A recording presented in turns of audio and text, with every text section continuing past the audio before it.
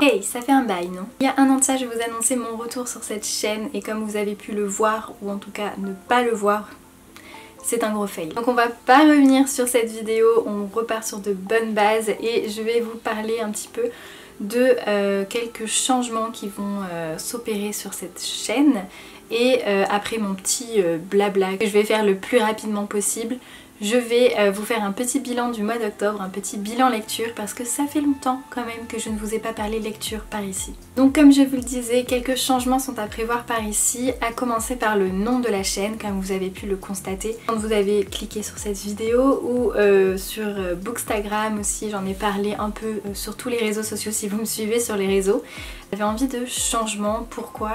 Tout simplement parce que j'aimerais faire évoluer cette chaîne, j'aimerais parler d'autre chose que de littérature et en fait j'avais vraiment l'impression d'être un peu bloquée avec ce nom My Dear Books qui était un peu trop connoté littérature. J'ai fait un petit sondage sur Instagram et sur Twitter pour vous demander un peu votre avis aussi parce que ça me semblait assez important d'avoir votre avis vu que ça vous concerne un petit peu cette histoire. Deux noms se sont vraiment démarqués, donc j'ai tranché. Et le nouveau nom de cette chaîne, comme vous avez pu le constater en intro de cette vidéo, sera Littérographe, errance ordinaire d'une photographe littéraire.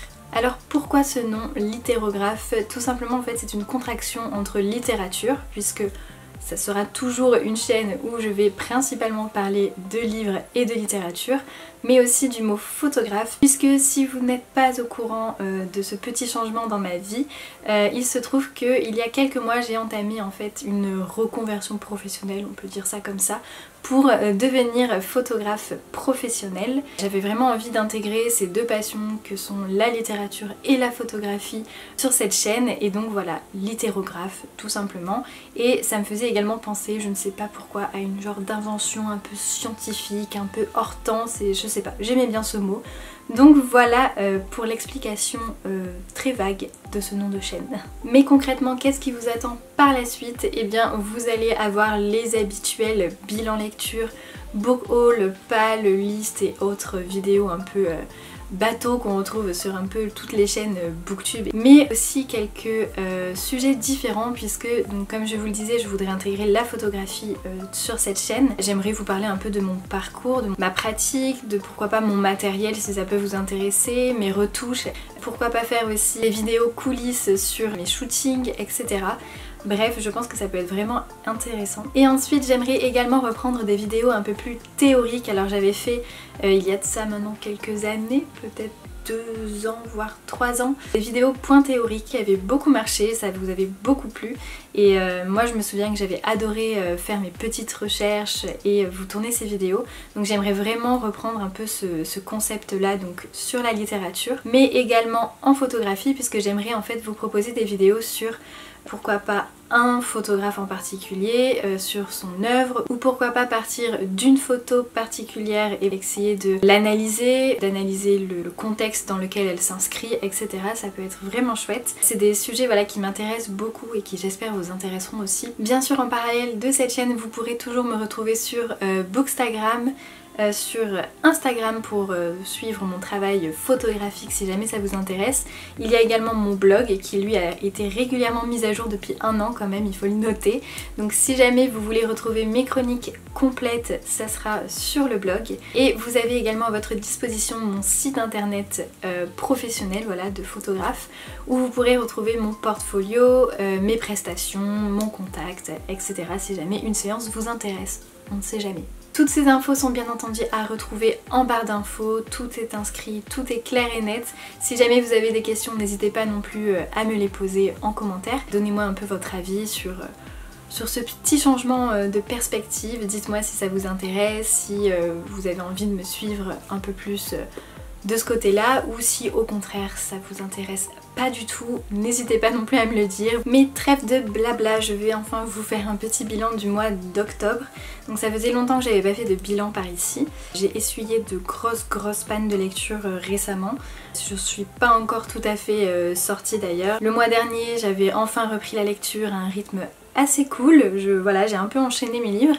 Et ce mois-ci c'est un peu le calme plat, hein, voilà, donc on verra bien ce que nous réserve le mois de novembre. J'ai lu 5 romans le mois dernier et un roman graphique. Et le premier roman que j'ai terminé est Midnight Sun de Stephenie Meyer, paru chez les éditions Hachette dans leur collection Black Moon. Et Midnight Sun n'est autre qu'une réécriture du tome 1 de Twilight, donc ce n'est pas de la nouveauté vraiment à proprement parler. Et cette sortie a fait grand bruit puisque c'était un roman qui était attendu depuis pas moins de 15 ans par les fans de la saga. Et quand il est sorti, j'ai un peu couru pour aller l'acheter chez le libraire, tout simplement parce que voilà, Twilight a été la toute première, je pense, saga vraiment que j'ai lue quand j'étais jeune. Je l'ai lue quand j'avais 15 ans, que j'étais au collège, en 3ème, fin de 3ème précisément. Et voilà, c'est vraiment une saga un peu chouchou puisque c'est la saga qui m'a vraiment remise dans la lecture. Et du coup j'avais vraiment envie de redécouvrir cette saga. Et je vais dire que j'ai beaucoup aimé ma lecture, même si je comprends un peu toutes les critiques que j'ai pu lire sur ce roman. C'est un roman, je pense, fait vraiment pour les fans de la saga, ça c'est certain. Je pense que si on n'est vraiment pas fan de Twilight, ça ne sert à rien de lire ce roman, vous allez vous ennuyer du début à la fin, donc franchement c'est pas pour vous. Par contre, si vous avez été vraiment fan de la saga originale, si vous avez lu les 4 premiers tomes que vous avez adoré, si vous avez un peu ce côté nostalgique, n'hésitez vraiment pas, je pense que ça peut être sympa de se replonger dans l'univers de cette façon-là. Il y a à noter par contre des longueurs, ça c'est sûr, c'est d'ailleurs le principal défaut que la plupart des gens notent sur ce roman. Ça a d'ailleurs gâché pas mal de lectures pour certaines personnes.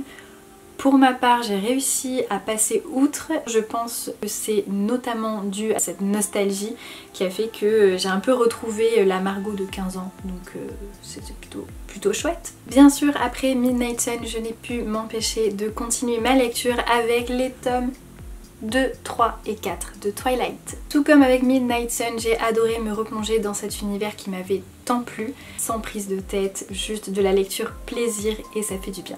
Bien entendu, je n'ai plus 15 ans, donc j'ai un œil beaucoup plus critique sur mes lectures et je dois dire que j'ai quand même noté pas mal de défauts à cette saga. Notamment certains personnages ultra creepy, des défauts que je n'avais pas remarqués à l'époque et qui maintenant à 26 ans passent un peu moins bien, hein, il faut le dire.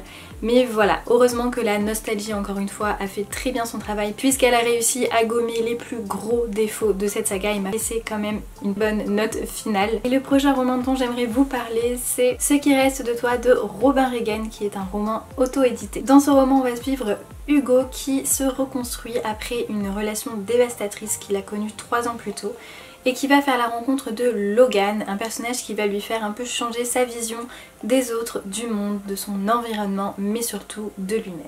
C'est un roman que j'ai beaucoup apprécié, notamment par le traitement de ces sujets qui me semblent assez importants et qui me touchent personnellement, comme l'anxiété que j'ai trouvé très juste dans ce roman. On retrouve des personnages qui sont attachants, des dialogues bien construits, une double temporalité qui nous accroche du début à la fin, enfin bref, une très bonne lecture que je vous conseille vivement.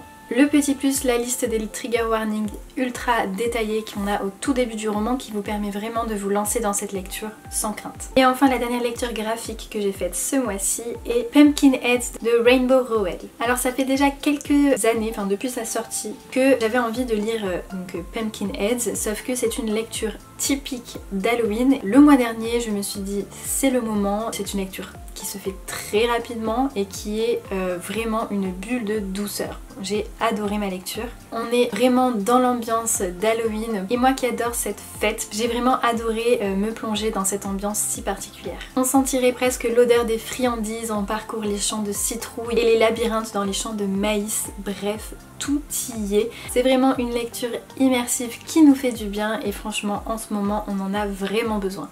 Voilà pour ce qui est de ce petit bilan lecture assez rapide, j'espère que ça vous aura plu. N'hésitez pas à me dire si vous avez aussi lu un de ces livres ou s'il y en a un qui vous tente plus qu'un autre. N'hésitez pas aussi à me dire ce que vous avez lu au mois d'octobre, je serai ravie d'en discuter avec vous. En tout cas, j'espère que ce futur programme pour la chaîne vous aura plu et vous aura donné envie de me suivre par ici et de me donner une énième chance. Énième. chance de revenir sur YouTube. Pour ma part, j'ai déjà hâte de revenir créer et partager par ici. Et en attendant, je vous dis à bientôt, prenez soin de vous. Bye!